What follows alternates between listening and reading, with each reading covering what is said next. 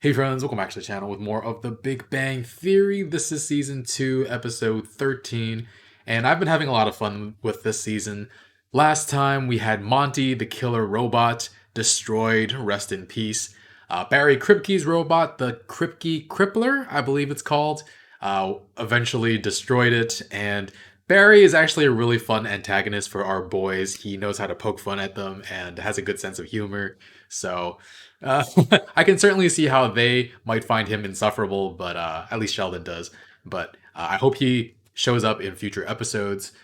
Meanwhile, we had Penny punching Howard in the nose and did everything she could to try to get through to him that what he's doing is unacceptable, just constantly harassing women.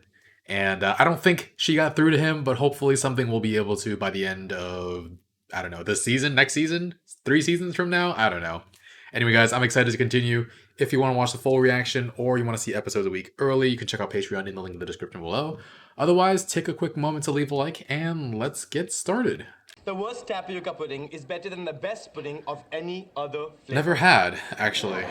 The organic structure of tapioca makes it a jiggling bowl of potential death. It is extracted from the plant. Hey, I'm thinking of growing a mustache. Well, that was a non sequitur. No kidding. Fu Manchu, a handlebar pencil. It's extracted from the I'm not plant. sure But yet. You know, George Clooney. Oh, he's uncomfortable. Oh no, oh no. He's gonna have an aneurysm. tapioca is extracted from the root of the plant Monahot esculenta due to a high concentration of cyanide. It is poisonous in its raw form and lethal if prepared improperly. Howard was double chin. It is also indigenous to Brazil, as is the cocoa bean from which we get chocolate, the best pudding. You promised you wouldn't do that anymore. Oh no. Hey, Oscar. Hey. 20,000 data ones and no statistically significant results. Very impressive. Oh boy. He can push their buttons. What a jerk. Negative results are still results. Even 20,000 of them. Oh boy. Please don't cheer me up anymore. He's a ginormous knob. Ginormous knob. Kripke lacks the basic social skills that we take for granted. Um, But he also controls the new open science grid computer that I need to use. Good luck getting time on it. The only people he lets use it are his friends. Well then. I thought he didn't have the solution is friends. Simple. I shall befriend him. What would you say to the idea of you and I becoming friends? I have no interest in becoming your friend. Really? Why don't you take some time to reconsider? Yeah, I'll do that. Sheldon didn't sense the sarcasm I sign. think we're off to a terrific start. I still didn't make a sarcasm sign. Now, any email from Wallowitz will go right into your spam folder. Thanks. I mean, the email doesn't bother me as much as the vacation pictures of him in a bathing suit. Oh. It's a tan line. Oh. Hello. This is Holy Sheldon crap. Cooper. I'm leaving a message for Barry Kripke. Barry, I'm following up on our pending friendship, and I look forward to hearing from you regarding its status. Pending a friendship. Sheldon Cooper. What's up with Ichabod? Ichabod? He's trying to make a new friend. Oh, really? Well, good for him. Well, unless he makes one out of wood like Geppetto, I don't think it's gonna happen. And he's not doing it to be his friend. He's doing it to take advantage You of guys become Kripke. friends. Roommate wanted. Whistlers need not apply. And you moved in anyway? I assumed he was joking. What about Howard and Raj? I mean, how did he become friends with them? I don't know. How do carbon atoms form a benzene ring? Proximity and valence electrons. But it all worked out, right? I suppose. I do miss whistling, though. Suppose. Oh, come on, really? Do it. First warning. Immediately. This is for you. What is it? Hello, Sheldon. What is this? It's a questionnaire I devised. I'm having some difficulty bonding with a colleague at work, so I'm doing a little research to better understand why my current friends like me. A lot of Yes, assumptions well, there. That is a good question. Question 1. Rank the following aspects of Sheldon Cooper Oh, in God. order of appeal. Intelligence, ruthless attention to hygiene, playfulness, Java applet writing. 0, 0, 0, 0, 0. I know. It should take you no more than 3 hours. Whoa. 3. Oh How many no. questions are on this thing? Only 211. Oh my god. Hey, don't worry, in deference to you, I've kept them all at a high school graduate reading level. Sheldon, honey, did you ever consider making friends by being, I don't know, pleasant? Friendly? Oh. Well, that's certainly a thought-provoking hypothesis. May I suggest it as the topic for your essay? Essay questions? Your questionnaire, very disappointing. A, B, B, A, C. A, B, B, A, C. You picked up on that, huh? Obviously. Sheldon is to camaraderie as the space shuttle is to blank. This is like Number SATs, of but acceptable answers. For demented. example, C, near-Earth transport, but certainly not B, avocado rancher. It's better than what Wallowitz did. He drew a raccoon with what appears to be a distended scrotum. Oh boy. It's kind of cute until you get to the scrotum. Yeah. What hope do I have for establishing new relationships, given that my current friends apparently could not take a few hours out of their lives to help me? Maybe you can't approach this as a purely intellectual exercise. What do you mean? So foreign to him. Well, remember when you tried to learn how to swim using the internet? I did learn how to swim. I just have no interest in going in the water. So why learn how to swim? Meet people, talk to them, take an interest in their lives. That's insane on the face of it. Come on. You're driving me to the mall. I'm going to acquire a book that summarizes the current theories in the field of friend making. What kind of book is that? Coping with the death of a loved one, family or friend. Family. If it had been a friend, I'm available to fill the void.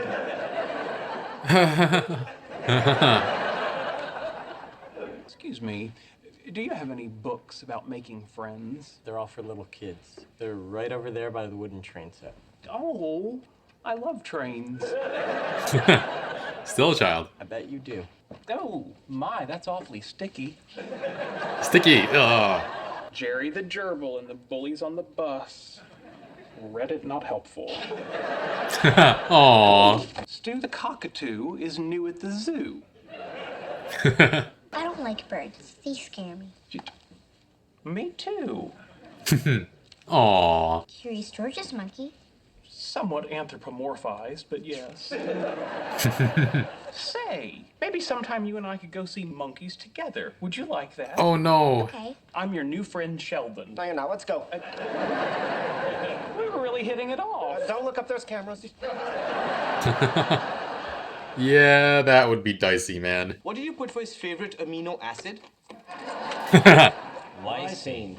Damn it, I had lysine and changed it. Oh, good. They're actually Just in debating time. this. Oh, God. I believe I've isolated the algorithm from making friends. Oh god. Sheldon, Have you thought about putting him in a crate while you're out of the apartment? Hello, Kripke. I hadn't offered any concrete suggestions for pursuing our friendship. Yet perhaps the two of us might Share a meal. together. Perhaps you'd have time for a hot beverage. Nope.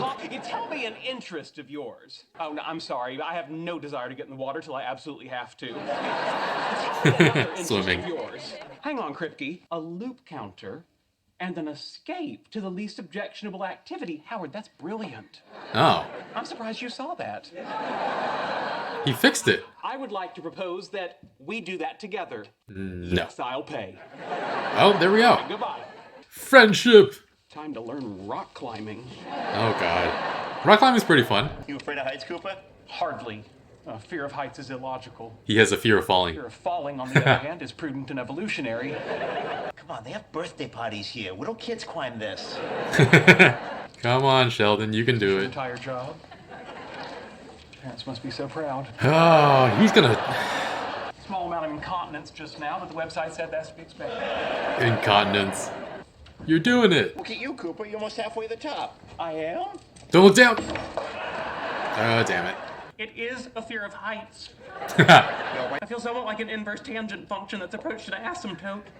Are you saying you're stuck? What part of inverse tangent function approaching an asymptote did you not understand? Just keep going. Yeah, I don't think I can. Climb back down. I don't think I can do that either. Doesn't seem any more likely. Well, it's not exactly a plan, but I think I'm going to pass out.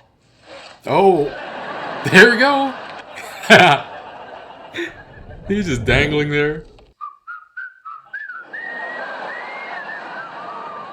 it's a little thing, but you really do miss it. Aww. I brought my new friend, Barry Kripke, home for dinner. How was rock climbing? Just hung there like a big salami. Salami. I gotta floss the Indian food out of my teeth if I'm gonna eat Chinese. Why didn't you floss Are it you earlier? okay? Maintaining 5 friendships promises to be a Herculean Oh task. God. So Raj, you're out. I'm going to have to let one of you go.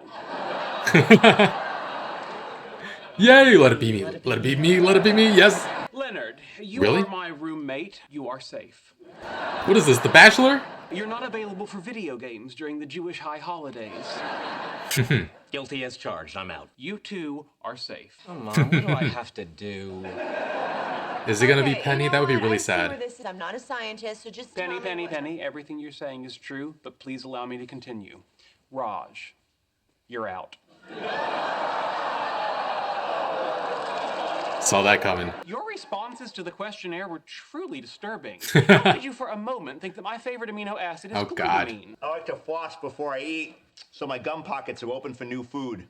Okay. Oh, whoa. Oh no, we have another. I'm Barry. Penny. Yeah, it's not a very hot name. Oh I'm gonna my call God. you Roxanne. Suddenly I'm looking pretty good, huh? Honestly, kinda, yeah.